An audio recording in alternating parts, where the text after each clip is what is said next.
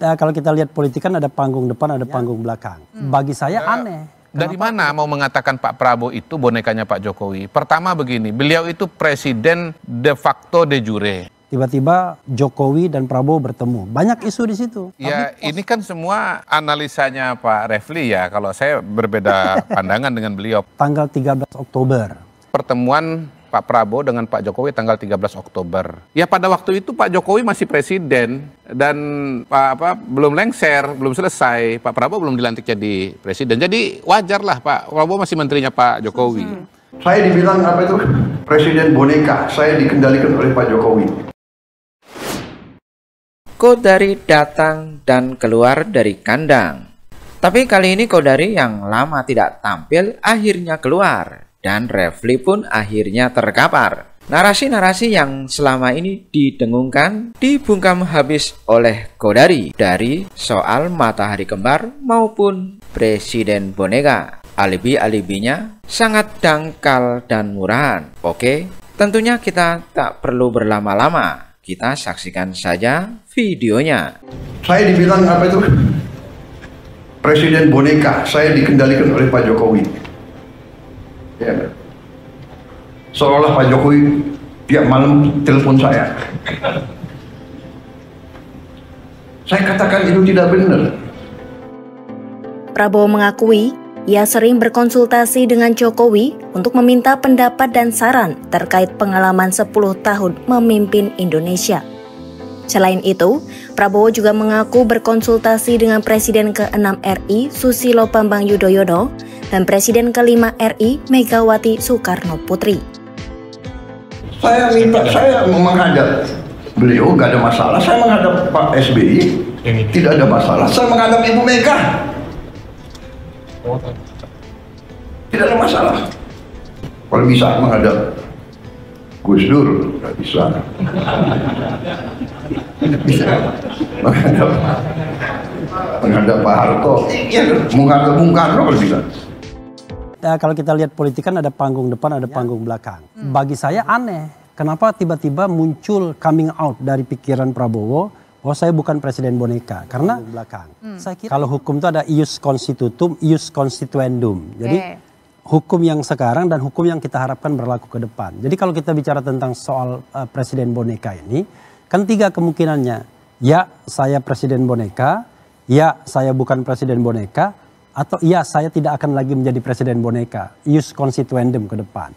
Nah, cuma masalahnya pertama itu konteksnya kan kalau nggak salah rapat kabinet ya, kalau nggak salah ya, lupa saya. Intinya begini, kalau lagi pidato itu Pak Prabowo itu kan di luar topik resmi juga suka membahas hal-hal yang lagi aktual. Karena sepengetahuan saya Pak Prabowo itu update dengan perkembangan informasi yang ada. Nah Pak Prabowo kemudian kabinet ini kan selama ini konsentrasi kepada tugas-tugas, kerja-kerja dan kebijakan-kebijakan publik. Sehingga memang tidak seperti zamannya Pilpres di mana ya ada opini lalu dijawab dengan opini juga begitu. Jadi sekarang ini fokusnya kepada pekerjaan tapi sesekali ketika ada kesempatan informasi yang tidak benar itu coba diluruskan atau diberikan penjelaskan oleh Pak Prabowo. Saya kira itu saja sebetulnya. Termasuk juga dengan para menteri yang waktu itu pada saat silaturahmi menyebutkan bosnya itu Pak Jokowi. Saya kira tidak spesifik ke sana ya. Ini kan mungkin soal kunjungan menteri ke Solo dijadikan salah satu alasan atau bahan ya dari sebagian kalangan untuk mengatakan bahwa Pak Prabowo itu adalah bonekanya Pak Jokowi atau matahari kembar. Ini kan sebetulnya 2 sisi dari satu mata uang gitu, dari satu isu. Di satu sisi dikasih judul Prabowo boneka Jokowi, di sisi yang lain matahari kembar. Tapi itu kan semua sudah dijelaskan dan sudah dibantah. Saya pribadi ya tolong ini kasih waktu ya. Dari mana mau mengatakan Pak Prabowo itu bonekanya Pak Jokowi? Pertama begini, beliau itu presiden de facto de jure. Ya. Presiden itu adalah kepala pemerintahan, kepala negara, panglima tertinggi. Undang-undang dasar itu mengatakan demikian. Jadi tidak ada lagi kewenangan di tangan Pak Jokowi, itu nggak ada, semuanya di tangan Pak Prabowo. Yang kedua, Pak Prabowo ini ketua partai, partainya besar. Kemudian partai pendukungnya itu 80% lebih.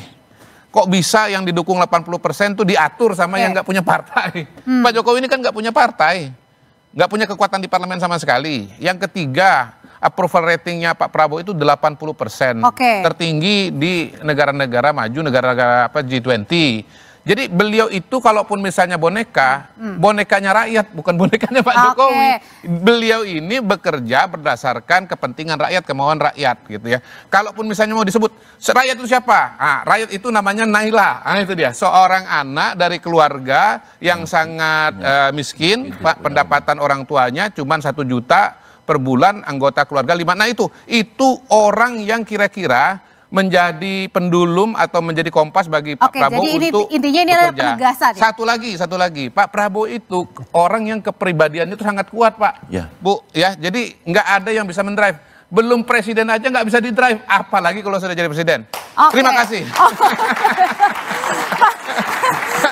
Panggung belakangnya kita bisa melihat beberapa fenomena saya kira. Nah, fenomena itu adalah misalnya tanggal 13 Oktober.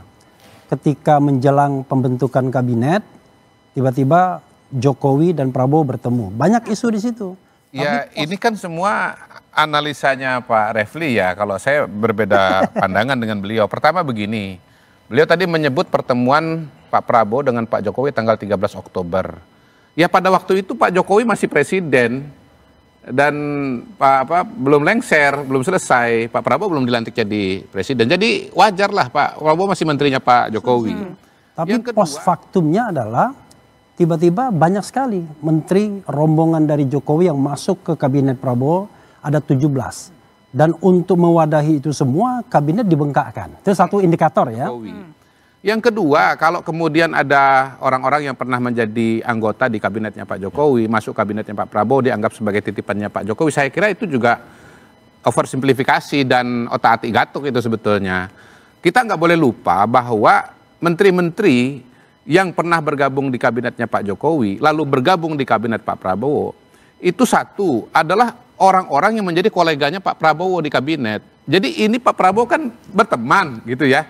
Sama aja mungkin Pak Komarudin dulu waktu dinas di militer, begitu ditempatkan satu jabatan, mengajak orang-orang yang sama-sama servis dengan Bapak di militer kan Pak. Karena Bapak kenal pribadi, kenal kemampuannya. Saya kira begitu. Jadi sesederhana itu bahwa ini teman ngajak teman, kira-kira begitu. Nah, yang kedua saya tambahkan, sebagian dari mereka-mereka itu adalah pimpinan-pimpinan partai politik yang mendukung Pak Prabowo pada saat kampanye. Jadi sangat wajar kalau menjadi bagian dari kampanye lalu diajak dalam kabinet sebagai menteri. Tapi yang tidak menjadi koalisi aja ada perwakilan, apalagi yang menjadi bersama-sama mendukung dalam pilpres. Tapi pertanyaannya Prabowo di hadapan Wapres Gibran dan juga para menteri ini tegas menyatakan saya bukan presiden boneka yang bisa dikendalikan Pak Jokowi atau yang dikendalikan Pak Jokowi. Kenapa ini? Ada angin apa? Ya saya kira memang ini sebagai upaya untuk mengamputasi supaya tak ada lagi muncul rumor dan tuduhan-tuduhan yang cukup liar bahwa Prabowo sebagai presiden di Republik Indonesia itu diintervensi dan dikendalikan oleh pihak tertentu. Sebut saja yang sering dituduh adalah Pak Jokowi. Jadi sebenarnya Pak Prabowo itu ingin menjelaskan satu hal, sebagai presiden tentu Pak Prabowo itu punya hak prerogatif untuk memutuskan segala hal yang terkait dengan keputusan. Berarti ada yang mengusik hatinya Pak Prabowo sehingga pastinya kalau kita melihat ya percakapan sebagian publik ataupun di medsos khususnya itu kan memang santer ya, terutama gestur yang misalnya selalu ditunjukkan oleh Pak Prabowo yang sangat dekat dengan Pak Jokowi, itulah yang kemudian diamplifikasi sebagai sebuah sinyalmen bahwa Pak Prabowo itu tidak bisa dipisahkan dari Jokowi. Tapi saya tegaskan satu hal sebenarnya, memahami Pak Prabowo itu tentu tidak semudah yang kita bayangkan, Audrey, karena mazhabnya memang mazhab bagaimana berkomunikasi dengan semua pihak, terutama mantan-mantan presiden, kedekatannya dengan Jokowi, dengan SBY, dengan Megawati dan semua, memang sengaja ingin ditujukan bagi Pak Prabowo karena membangun bangsa dan negara tentu membutuhkan input dan feedback dari pihak yang lain. Yang agak sedikit menurut saya ya, selalu menjadi aneh bagi saya, kenapa kalau Pak Prabowo dengan Pak Jokowi itu pasti dituduhnya soal intervensi, diatur-atur dan seterusnya.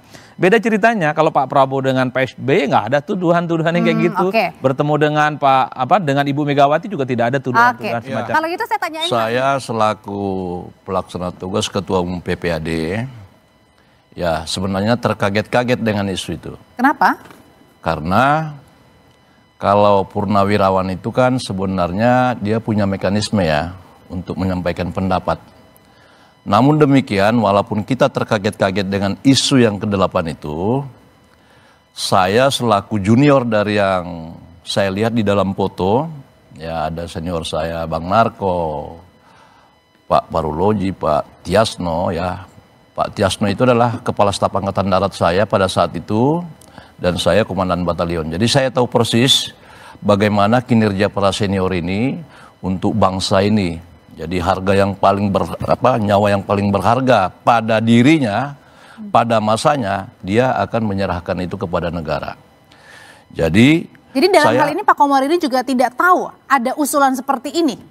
Ya, karena itu senior saya itu orang-orang yang baik, saya hormat, tetapi biarlah kebebasan menyampaikan pendapat itu kan diatur ya dalam alam demokrasi ini sesuai konstitusi.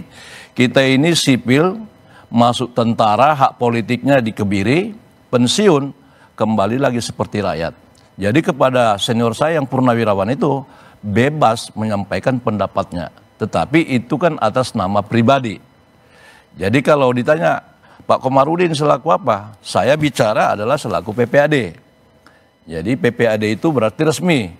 Satu badan purnawirawan Angkatan Darat yang punya badan hukum, sehingga kalau menyampaikan pendapat juga adalah berdasarkan mekanisme yang sudah diatur di dalam ADART PPAD.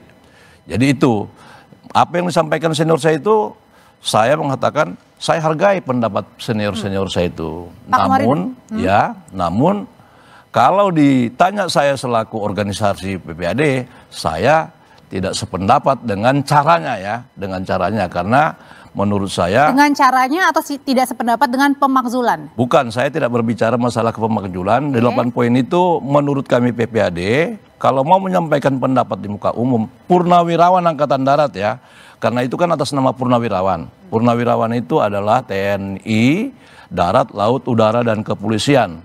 Tidak spesifik Angkatan Darat.